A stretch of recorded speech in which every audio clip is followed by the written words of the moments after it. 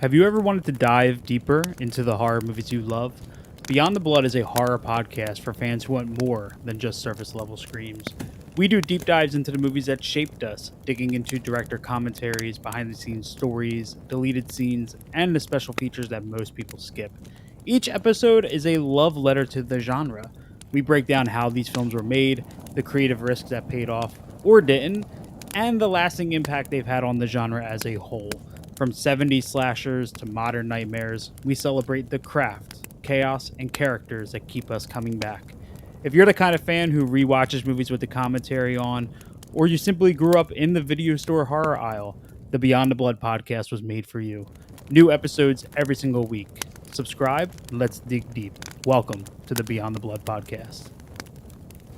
Hello, my name is Kevin Tudor, and I'm one of the three hosts of Almost Major, a film podcast dissecting many major indie studios and the films they release. Every week, myself, Charlie Nash, and Bryden Doyle discuss overlooked, forgotten, or bona fide classic indie films via studio-specific miniseries. We've previously covered numerous films from Artisan Entertainment, Lionsgate Films, and New Line Cinema. Titles including The Blair Witch Project, American Psycho, Dogville, But I'm a Cheerleader, Saw, Requiem for a Dream, and Ringmaster, you know, the Jerry Springer film.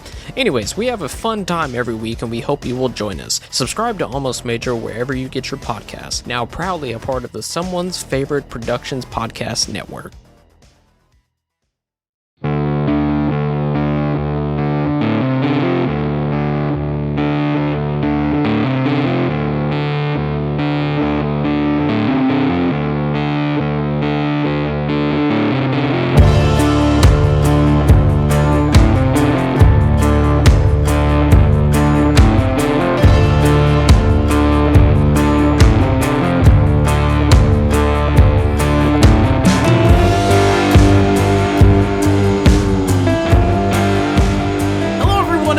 The Kulturecast. I'm Chris Stachiw, and I am joined by the man among animals, the smarmy smarmster, the smug bug in a rug, the host of the projection booth, Mike White.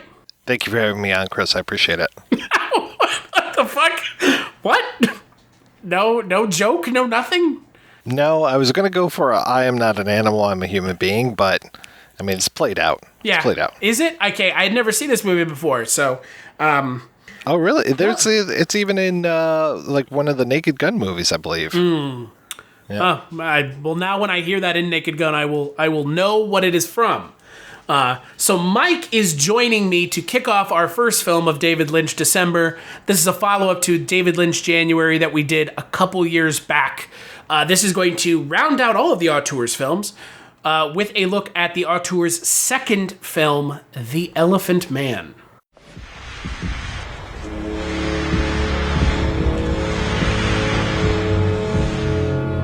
Life is full of surprises. Consider the fate of this creature's poor mother. Struck down in the 4th month of her maternal condition by an elephant, a wild elephant. The result is plain to see.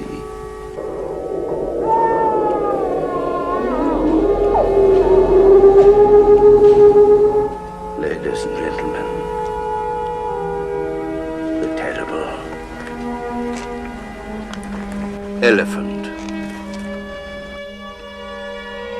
Man.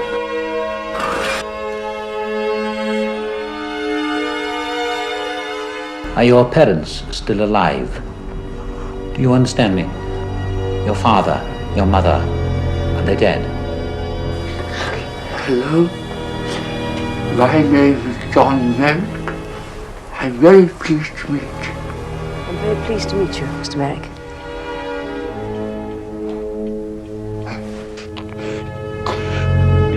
I just realized I'm not used to being treated so well by a beautiful woman. Can you imagine the kind of life you must have had? My treasure.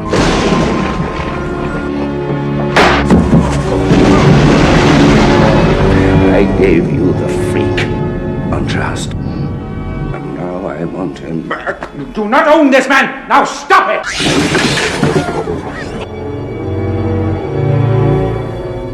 We have a sacred duty to cure the sick, not care for circus animals. I am not an elephant! I am not an animal! I am a human being!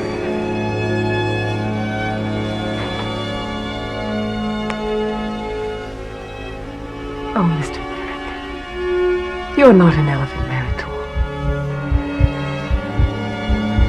I wish I could sleep like normal people. Can you cure me?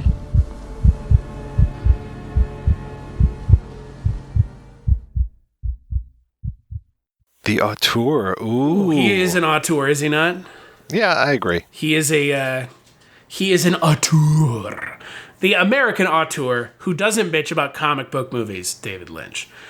So the film is directed by David Lynch, written by Christopher DeVore, Eric Berggren, and David Lynch. Stars Anthony Hopkins, John Hurt, and Anne Bancroft. And if you don't know what the movie's about, it's about John Hurt playing John. In the movie, he's called John. His real name was Joseph Merrick, a man who is heavily disfigured.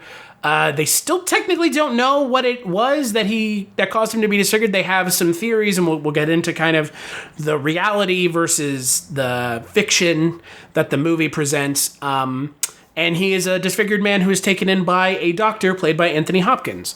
And the Anthony Hopkins character shows him some kindness, and it's a good, touching story. But before I ask you, Mike, what you thought of the film, I will line up two questions back to back. What did you think of the movie? And are you as perplexed as I am as to why David Lynch is the one who directed this movie? Well, actually, I'm not that perplexed because of the Mel Brooks connection. Right. But you know what I mean, talking about like the film itself is so un-Lynchian. Right. Though I had forgotten just those moments of Lynchness, and then there are just little things peppered throughout. It's like three things that are the Lynch things in the movie. Well, even when Hopkins is going through the alleyways, and there's just a guy standing in the alley who looks like he's about to tip over because maybe he's drunk. I mean, it just reminded me of the man in the yellow coat from Blue Velvet. And there are just little hints of stuff, and especially the whole Industrial Revolution period of England and the dirt and the smoke and the noise. I mean, it's Alan Eraserhead adjacent. It is so Eraserhead adjacent. And then, yeah, especially the end when there's the star field, and I'm doing, quotes from Dune, and then we see the circle, and I'm like, okay, this is like episode 8 of Twin Peaks: The Return. There are so many Lynch touches, but yeah, this is as straight, other than maybe the straight story, as Lynch has ever played it, as much of this movie that there is. In heaven, everything is fine, including the Elephant Man. But it for me, like you said, I haven't seen the straight story yet. We're going to talk about it later this month. So I'll take your word for it right now. But of the things I've seen of David Lynch, which is, I think, everything but Wild at Heart, Mulholland Drive, and The Straight Story. Wow, you are in for a treat, sir. This is the most straightforward, narratively speaking film that I have ever seen by David Lynch. It is, I'm not going to say there's nothing to it, but it is a very straightforward biopic. It is a straightforward telling of this man's life. Obviously, if you do some research, which any good podcaster should, I did a fair amount of research this afternoon about Joseph Merrick, who's called John for whatever reason. I guess in Frederick Treves' book, he calls him John. For whatever reason, he changes his name. They don't know why, but I mean, obviously his account of his interactions with Joseph Merrick, the Elephant Man, and other reminiscences is very much a romanticized version of his life, which obviously this film is a very much romanticized retelling of this man's life. It's an interesting movie because, again, it doesn't feel David Lynch. Like, outside of it being black and white and those weird kind of surrealistic things barely peppered in, it's very straightforward. And I like that about this movie because I don't think it would have worked as a traditional David Lynch film to tell the story about this guy's life. Right. Right? I don't know. Maybe not. The thing, about Merrick himself, that Merrick is a very Lynchian character. And to see... So, that Lynch loves nuclear explosions. Like, if you look at Twin Peaks The Return and other things, like there's a nuclear explosion in Twin Peaks The Return. There are pictures of nuclear explosions in Gordon Cole's office. And I heard Lynch on a interview one time, and he was talking about how tumors are like slowed down nuclear explosions. So all those tumors on the back of John Merrick look like little atom bombs that have gone off, and just they're in stasis.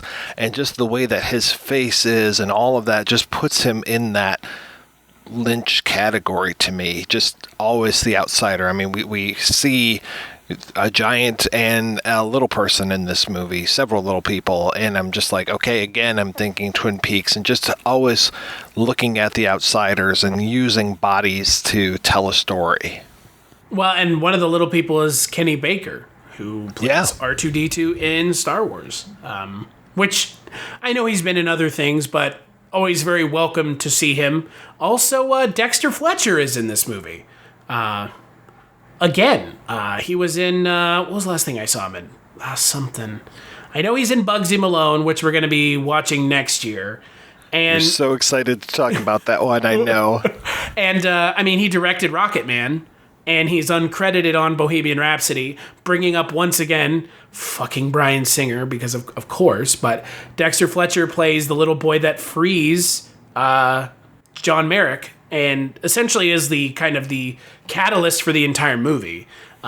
Is Dexter Fletcher, which is great. He's a fantastic child actor. He's a great actor and now a director.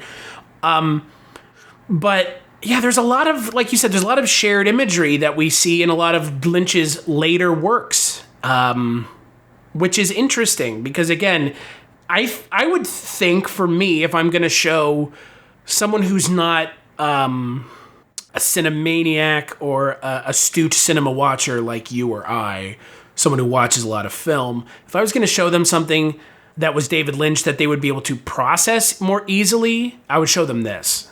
Oh, yeah.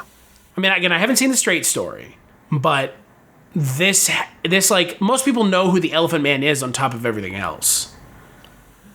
Right. Even if they only know him as Michael Jackson wanted to buy his skeleton, or at least that was the rumor. Right. Sure. But I think the other thing about this movie that I find interesting is the addition of Christopher DeVore and Eric Berggren. I think almost everything that we've seen up until this point, or, not with Lynch, but everything I've seen up until this point with Lynch, except for Dune, is like David Lynch all the way, or Mark Snow, having his hands in it. But most of David Lynch's films are like pretty much he is the driving force.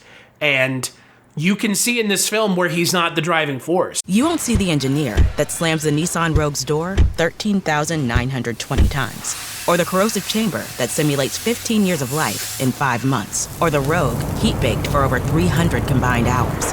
What you will see is a vehicle that can take punch after punch and keep rolling. Nissan, #1 in new vehicle quality among mainstream brands by J.D. Power. We put it through the worst, so you get its best. For J.D. Power 2025 U.S. Initial Quality Study Award information, visit jdpower.com/awards. Awards based on 2025 model year. Newer models may be shown. If you're looking for more horror outside of the mainstream, look no further than Unsung Horrors, a podcast about underseen horror movies. I'm Lance. And I'm Erica. Every other week, we'll cover a horror movie with fewer than 1,000 views on Letterboxd. We'll even give you double feature recommendations to pair with the movies we discuss. From gothic to shot on video, from slashers to comedies, from giallo to J-horror. We'll cover all the subgenres. So join us as we unearth these hidden gems of horror. Follow us on Instagram, Twitter, and Facebook, all at Unsung Horrors, available wherever you listen to podcasts. and part of the Someone's Favorite Productions podcast network. And you can see where his parts are. And it's so weird because it's like almost director for hire in a way, but not. And that's strange to be talking about a David Lynch movie that way. Well, we have to remember this was his second movie after Eraserhead. Right. So he went back to just a manual labor job after this. I mean, he had to pay the bills, and he didn't think that anyone's going to come, pounding on his door to do anything else after Eraserhead. That was kind of the passion project. And yeah, it was kind of remarkable that he managed to do anything else. Well, and let's not forget, so this movie, David Lynch's second film, it is nominated for 8 Academy Awards. Best Picture, Best Director, Best Adapted Screenplay, and Best Actor. And this movie is the reason we have a Best Makeup and Hairstyling award category. I mean, it didn't win any of the ones that matter. Right. It didn't win anything, correct? It didn't win anything, which is a fucking shame, considering how John Hurt is unrecognizable. And that makeup, as kind of probably bad as it would have looked filmed in color, filming it in black and white was such a smart move. Yeah. Like, the smartest thing that Lynch did in my mind was filming it in black and white. And again, I can see where Brooks probably supported that idea, having just made, I know it was probably about 4 years prior to this, but having just made Young Frankenstein in black and white, and he had to have that fight. So he probably knew, the importance of shooting something in black and white, especially to your point, how bad is it going to look if it's in color, and then also really putting it in that period of that Industrial Revolution. And also keeping in line with Eraserhead. Eraserhead is black and white. You've got this in black and white. So there's that kind of also weird through line.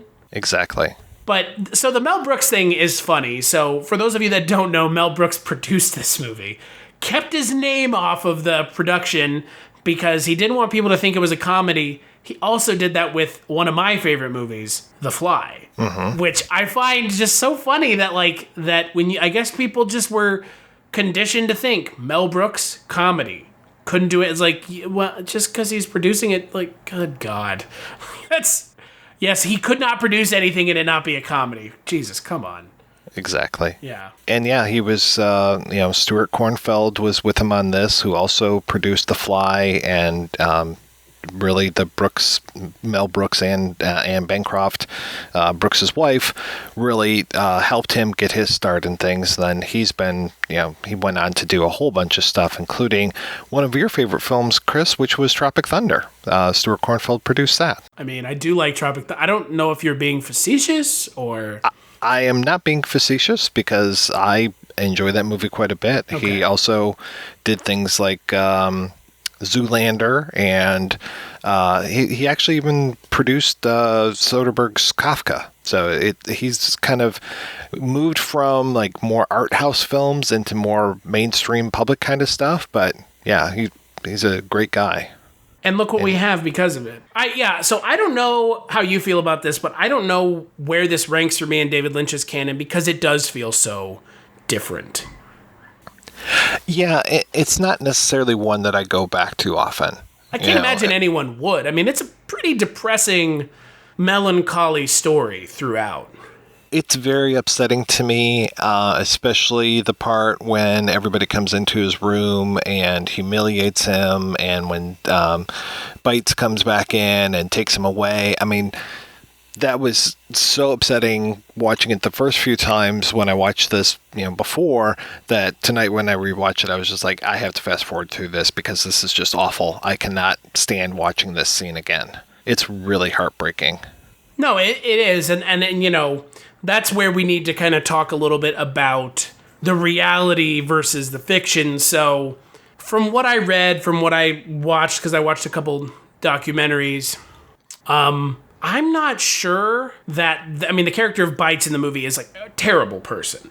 Oh, yeah. But in real life, the person he's based off of, Tom Norman, it didn't seem like that was the case. And it's like he's supposed to be a really good guy. Yeah, and in some of the documentaries I watch, because there's a fair amount on YouTube, and I'll link them in the podcast description. One of them, they follow a descendant of Joseph Merrick who was like, I think Joseph Merrick's cousin's family descendants. And like they talk about how Joseph Merrick willingly went and allowed himself to be in the freak show because he knew he could make money, and he was making good money doing that until the people of England started to get upset about that being possibly exploitative. And then his ability to make money dried up. And that to me is interesting because that completely shifts what this entire film's narrative is like based on. Yeah. I mean, I have the feeling that the other two screenwriters now, so just to set the stage a little bit, and literally set the stage, because there was a stage play about the Elephant Man that was actually very popular at this time, and it's had revivals over the years. I remember a few years ago they were doing it. God, who was it? It was somebody. Bradley Cooper. Thank you. I was like, it was somebody pretty handsome. So yeah, it was a stage play at this time. It was very popular. I want to say even in 1982 there was an adaptation of the stage play for television. So it would have felt like that was ripping off Elephant Man the movie, but at that time, films got sued because of it. Right. Yeah, because there's a disclaimer at the end that I didn't remember ever seeing before, where it was just like, this is not based on the play. Right. Like we are doing something called the Elephant Man completely like side from that. Right.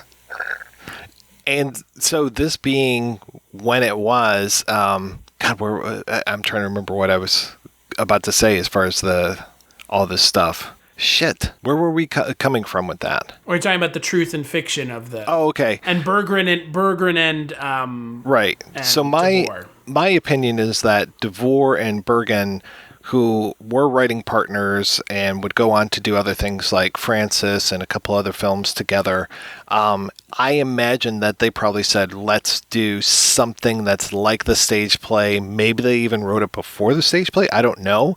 But that probably put heat on their screenplay.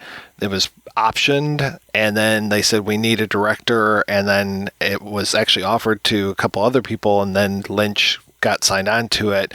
So I think that's how all of this stuff probably happened. But yeah, there was like a swirl of Elephant Man stuff in the early 80s, which is just such a bizarre thing to think of. Well, and again, I haven't gotten a chance to read the stage play, and I wanted to. I was just one of those things, I just didn't get around to it before we did this. I'm curious how different it is, because I'm assuming it's probably close to this, but maybe, I mean, like, look, here's the thing about this. This is admittedly one of the reference points they're using is Frederick Treves' The Elephant Man and Other Reminiscences, and then Ashley Montague's The Elephant Man, A Study in Human Dignity. So those things that they're using, we know that Frederick Treves' book of his account is very romanticized. And if that's super romanticized, it comes through in the film, because there is that scene where Anthony Hopkins, who's fantastic, we haven't even talked about the fact that Anthony Hopkins is in this movie. Oh, yeah. He's sitting there and his wife comes in and she's like, what are you doing? And he's like, well, I'm pondering whether or not I'm any better than Mr. Bites, played by Freddie Jones. He's like, am I any better? Because I'm essentially letting people come and see him just like Mr. Bites was. Am I any better? And she's like, no, you're a good man. You're giving him somewhere to live. And like that, in my mind, is like a very telling scene that this is so romanticized. Yeah, I mean, because if you're just watching the movie and you're like, okay, yeah, this is pretty bad, it's almost like he's on display again. But then when he actually comes out and says that, it's like, oh, come on. That was a little too on the nose for me, please. Yeah, it feels a little too, like, self-aware. Yeah, I mean, but then again, you do have Anthony Hopkins delivering it, and that really carries some weight. He is fantastic in this movie. Yeah, so I like John Hurt in this movie a lot. I think John Hurt is great. He does a lot with what he's given, and working underneath all that makeup and that heavy head prosthetic that he was working under could not have been easy, and he's very convincing. He's very sympathetic as John Merrick, but Anthony Hopkins is also fantastic. He's really, really good. It was kind of surprising. I mean, again, I don't really put a lot of stock into the Academy Awards, but I was surprised that he didn't get nominated for Best Supporting Actor. Yeah. Right? Because he's really good in this movie. Well, he would have his time 10 years later with Silence of the Lambs, so. A movie he's in for, Right. 12 minutes or something. It's basically the John Merrick character there. Yeah. But I love the character of John Merrick in this movie, and I love the design of the character. Especially even when it's like outside of the makeup, when he's like has the bag over his head and he's like walking around, like that is so iconic. Like you probably know that even if you've never seen this movie. Yeah, that looks really good. The bag, just the way it looks like it hurts when Hurt moves. It just, yeah. Though I have to say Freddie Jones, I love him as Bites. It's not like he's necessarily evil, and he's like this abusive father type role. And you're totally right as far as Dexter Fletcher being such an important part of this, because he is literally saying the exact same words that Bites says, and then he being the one that lets Merrick go free at the end. He's the most dynamic character of every single character in this film. Yeah. Well, and again, with Freddie Jones's character, I kind of like knowing what I know about just a cursory amount of research into the reality of this. The character of Bites, like, he serves his purpose in the movie, but it's like kind of also a little unnecessary, right? Because like you could it's like you have the night porter and you have Bites. It's like you should maybe have one villain or the other, but when the two of them come together, it's like, oh no, this is awful. Yeah. But I love Freddie Jones, and I loved his relationship with David Lynch. I always loved when he showed up in things. I mean, him as Thufir Hawat in Dune, or the Pigeon Man in Wild at Heart. He's just always on top when it comes to him. Well, I mean, I love him in other things as well, but when he was in Lynch stuff, I especially thought he was fantastic. And he also is the father of Toby Jones, who, I mean, what can you... You won't see the engineer that slams the Nissan Rogue's door 13,920 times. Or the corrosive chamber that simulates 15 years of life in 5 months. Or the Rogue heat-baked for over 300 combined hours. What you will see is a vehicle that can take punch after punch and keep rolling. Nissan, #1 in new vehicle quality among mainstream brands by J.D. Power. We put it through the worst, so you get its best. For J.D. Power 2025 U.S. Initial Quality Study Award information, visit jdpower.com/awards. Awards based on 2025 model year. Newer models may be shown. Hello and welcome to Tumbleweeds and TV Cowboys. My name is Hunter. In this podcast, I'll be joined by a different guest each week to discuss a classic Western movie or TV show. I've been a fan of classic Westerns for as long as I can remember, and in recent years, they've become very nostalgic for me. I love the aesthetic, the tropes, and I love seeing different filmmakers' takes on them. At their best, they're incredibly entertaining, rewatchable, and some of my all-time favorite movies are Westerns.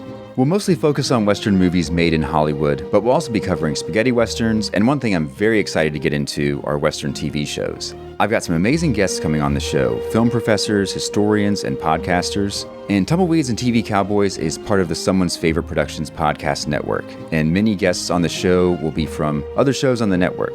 Thanks for listening. Say about Toby Jones. What can't you say about Toby Jones is probably more the... He's very tall. Yeah, what can't you say about him? He's American. Things you can't say about Toby Jones in one sentence. He's tall and he's American. Yeah, no, so here's the thing. As much as I kind of find that character to be wholly unnecessary, I find his, like you said, it's either his character's unnecessary or Michael Elphick's character of the Night Porter Jim is unnecessary. I feel like the Night Porter's character is more necessary because it advances like more of the plot. I don't know. Like I agree with you that I don't think they're both necessary.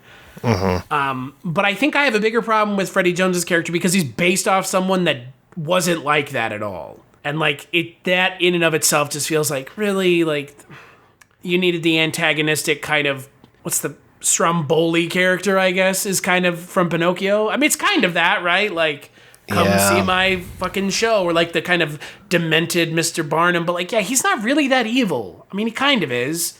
He beats the shit out of Joseph Merrick, but like, you take that away, he's just like, I'm trying to make money, and he said we could make money together, which was the reality of the situation. Mm-hmm. I think that's probably the bigger issue, right?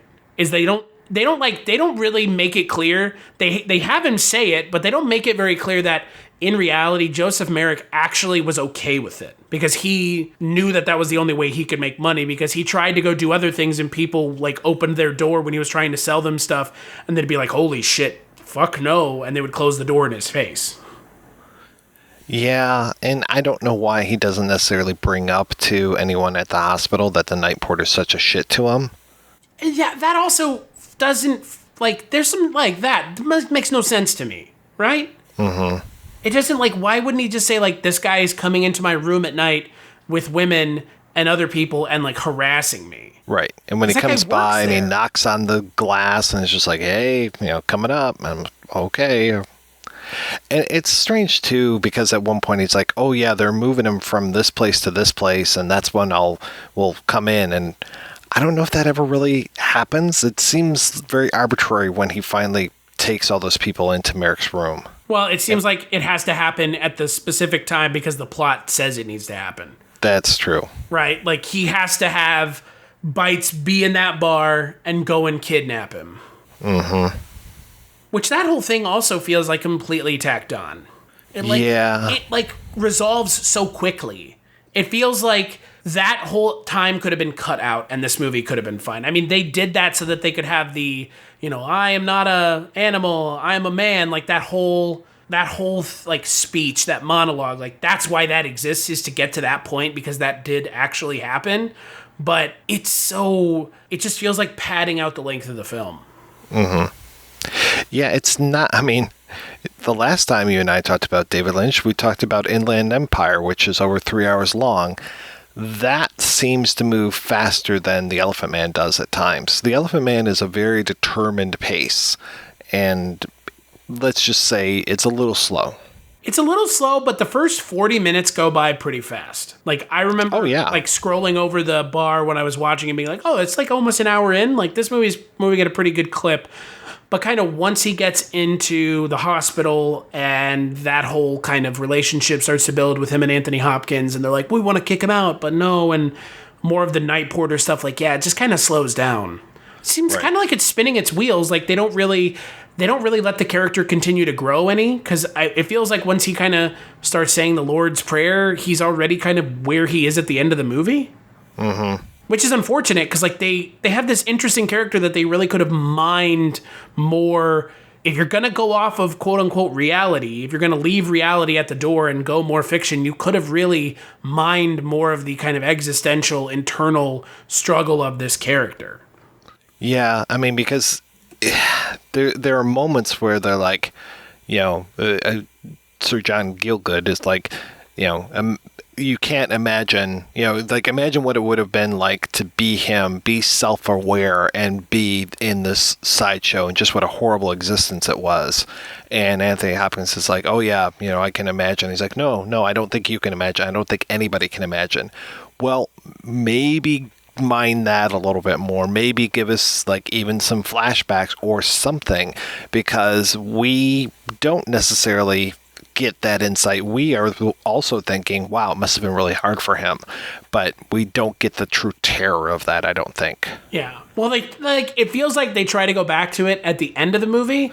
Right. And they should have maybe just front-loaded it more. Like, show more of Merrick in the sideshow traveling around. Because, again, if reality is of no matter to you, then you can make the story whatever you please. And you can really punch up the romanticizing of the character's life. Mm-hmm.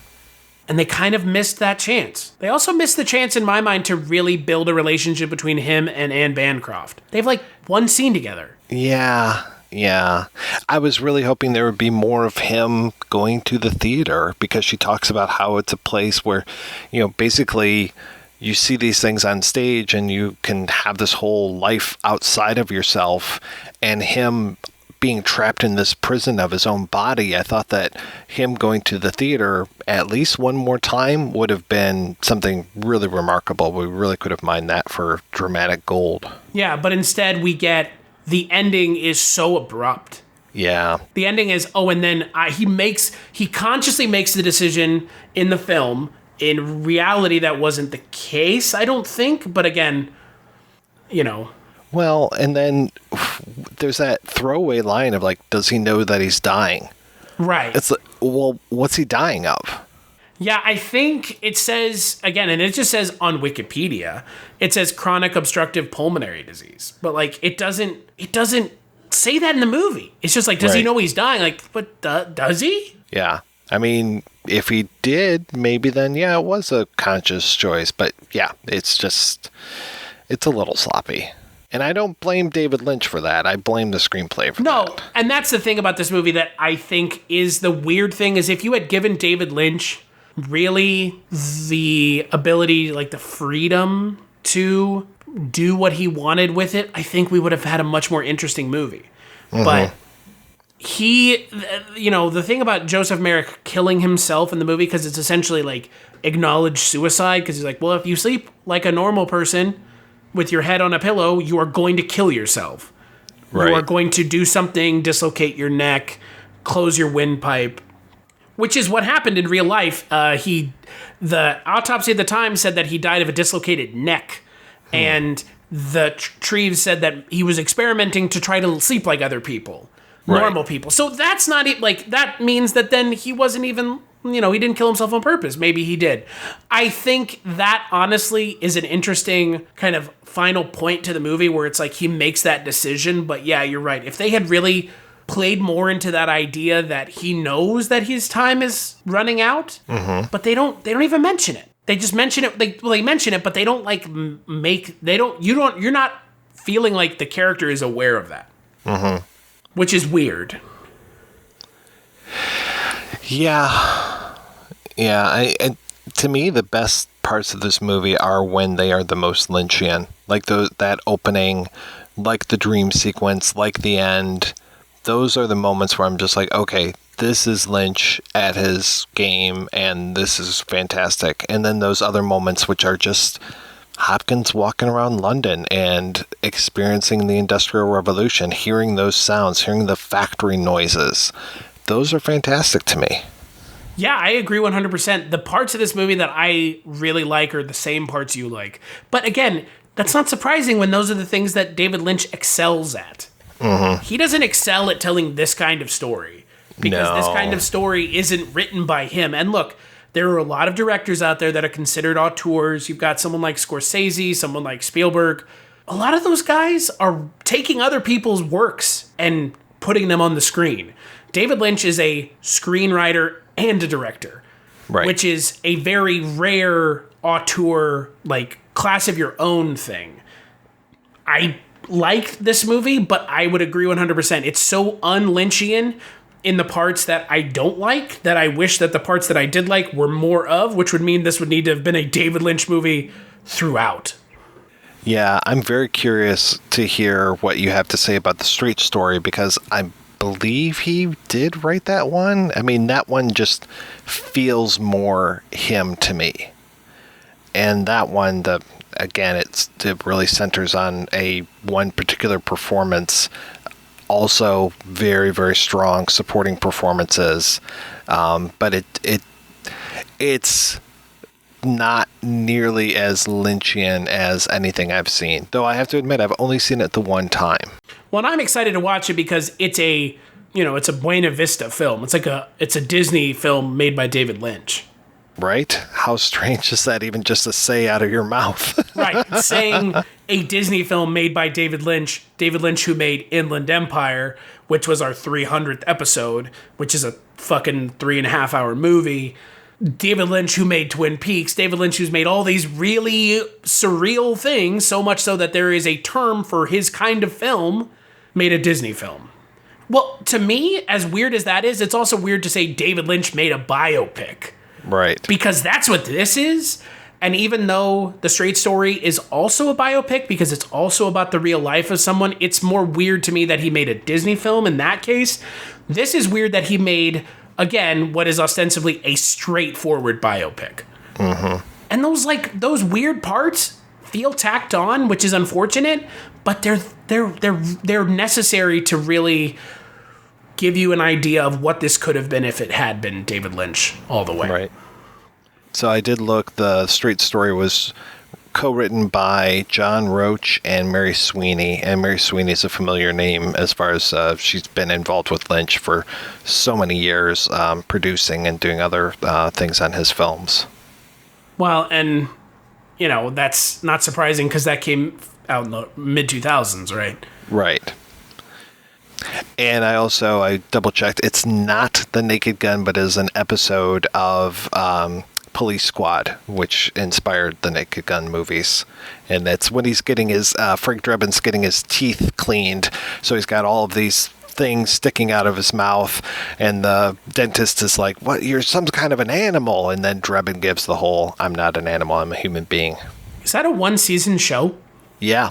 It's one of the best one-season shows ever made because it is. You won't see the engineer that slams the Nissan Rogue's door 13,920 times. Or the corrosive chamber that simulates 15 years of life in 5 months. Or the Rogue heat-baked for over 300 combined hours. What you will see is a vehicle that can take punch after punch and keep rolling.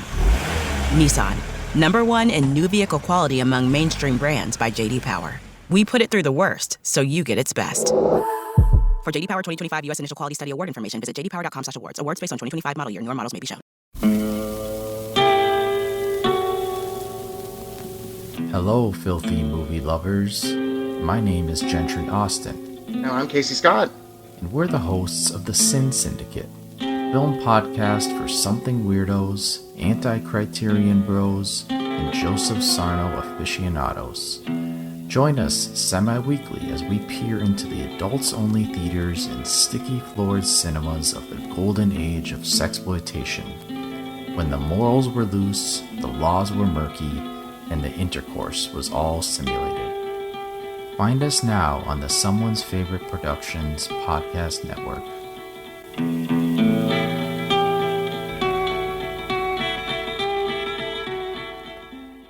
So fucking hilarious. It was too funny for TV.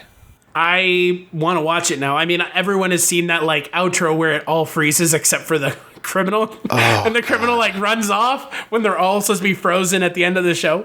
So that's pretty great. But it is. I love that show. It is so good. I mean, I quote Naked Gun, the actual film, all the time. So I feel like I would like that because that's where that came from. Like that was the inspiration. Like, there you go. Oh yeah.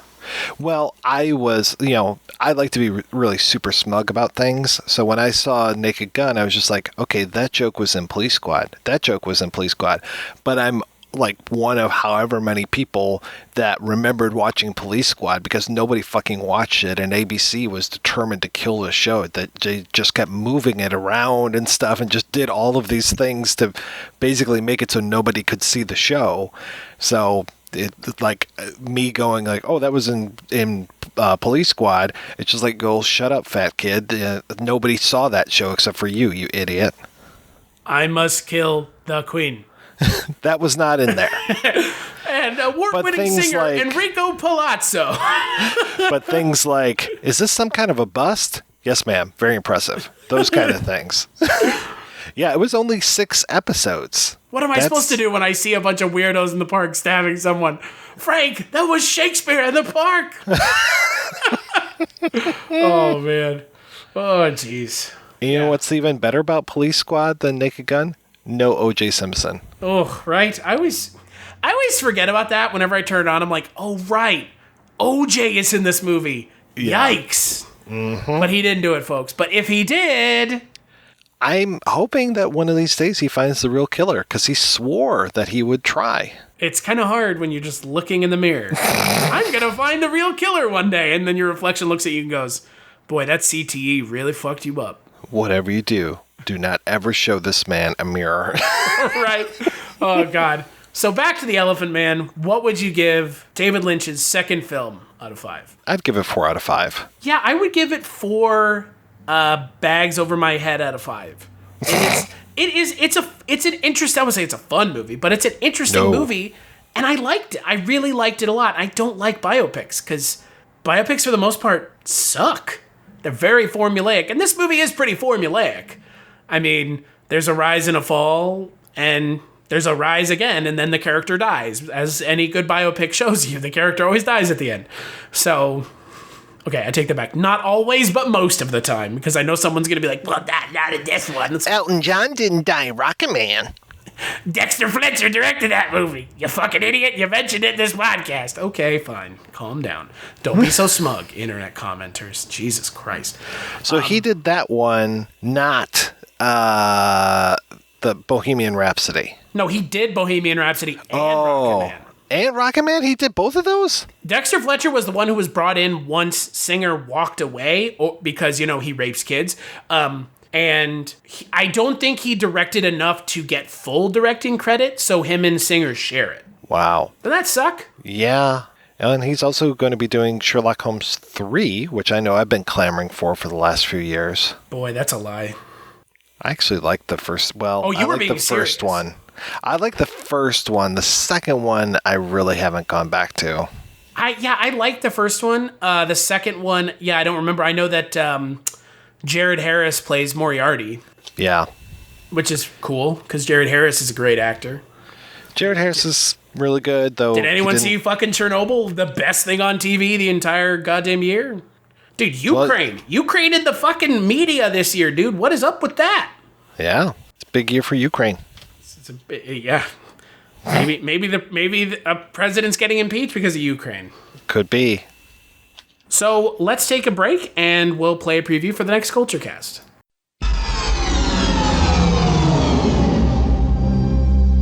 A beginning is a very delicate time. Know then that it is the year 10,191. In this time, the most precious substance in the universe is the spice melange. The spice extends life. The spice exists on only one planet in the entire universe. The planet is Arrakis, also known as Dune. You are about to enter a world where the unexpected. Many dangers exist on Arrakis. The unknown. An incredible secret has been kept on this planet. And the unbelievable meet. I see two great houses feuding. Where kingdoms are built on earth that moves. We have worm sign the likes of which even God has never seen. And skies are filled with fire. The prophecy which will cleanse the universe and bring us out of darkness. Where a young warrior is called upon to free his people. A world that holds creation's greatest treasure. He who controls the spice controls the universe. And greatest terrors. A world where the mighty. This is genocide. The deliberate and systematic destruction of all life on Arrakis. The mad. I will kill him! I will love you forever. And the magical. Father, the sleeper has awakened! Will have their final battle. Long live the fighters!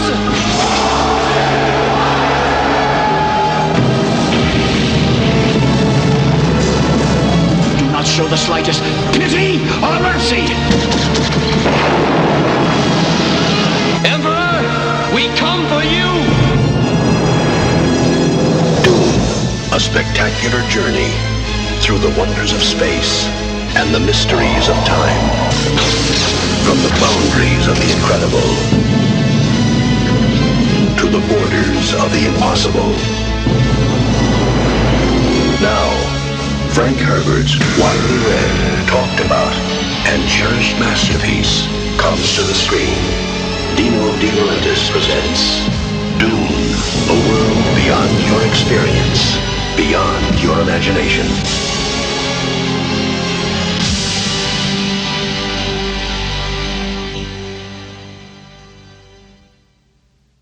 So, on the next Kulturecast, I wish we were talking about the Dune film directed by Alejandro Jodorowsky. In another alternate universe, that happened. I would love to visit that universe. Instead, we were talking about David Lynch's Dune.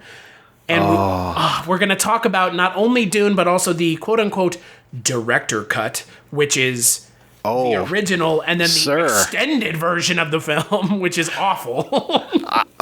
Shut your fucking mouth, man. I love that movie. I'm just kidding. The like extended version is just as good as the normal, but David Lynch hates the extended version. Well, there's I collect fan edits of Dune, and there was an edit out there, I can't remember the name of it, but basically they went in and they rotoscoped all those eyes of all the Fremen to make them the blue within blue, and it looks like the real movie. I mean, they did a fantastic job of fixing up all that additional footage and integrating it back into the film. I love Dune. I watch that movie at least once a month. It is so good. I like it a lot. It is, in my mind, it's like a distillation of everything that David Lynch has ever done in like a way that feels more approachable somehow for people. Because like, it is weird, but like, it's not super duper weird.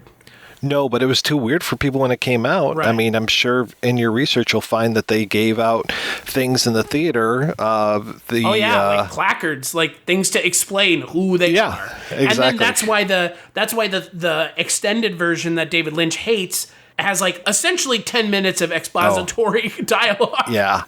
That's why I like the fan edits a lot more, because they'll cut that stuff out. And Irulan actually has a whole lot more dialogue at the beginning, and that covers a lot of the stuff that they try to do in that opening voiceover with all the production photos that they add sound effects in the VO to.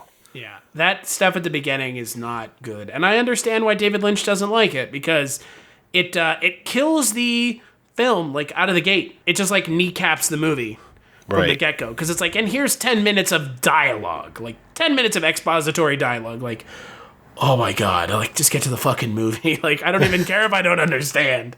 So, but next week we're talking about that. I am joined by Jess Byard. She's never seen it before, which I can't wait to hear what she thinks about it.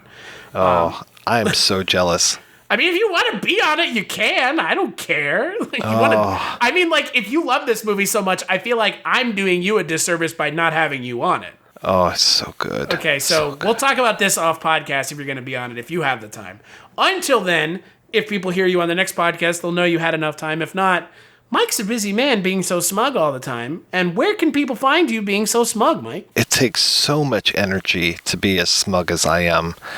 You can find me over at the Projection Booth, which is available at projectionboothpodcast.com. And if you listen soon, you'll hear the very last episode of the podcast that Chris and I have been doing for the last 3 years, the Kolchak tapes. It's the end of an era. We're moving on to Rankin on Bass, where we talk about Rankin and Bass movies with our friend Richard, who apparently writes bad TV shows.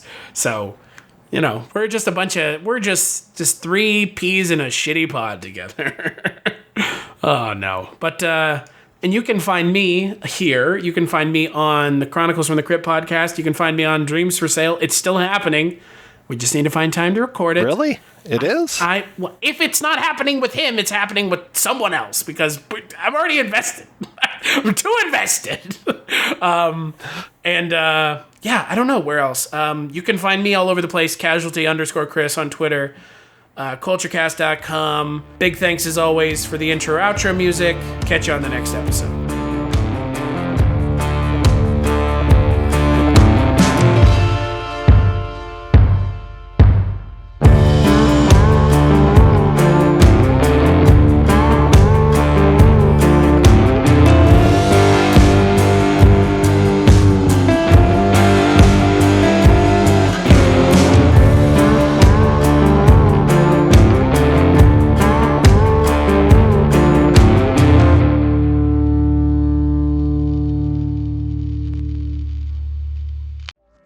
Hey, this is Jason Kleberg from the Force 5 podcast, a show that forces a guest to come up with a movie-themed top 5 list topic, and then we reveal our picks on air. Top 5 heist films, top 5 tearjerkers, top 5 movie dogs. Every show you'll be asking yourself, what would be on my list? Guests include directors, screenwriters, actors, podcasters, musicians, authors, and even a professional wrestler. Subscribe to the Force 5 podcast, and you won't just be a listener, you'll be a list nerd. The Force 5 podcast, available wherever you're listening now.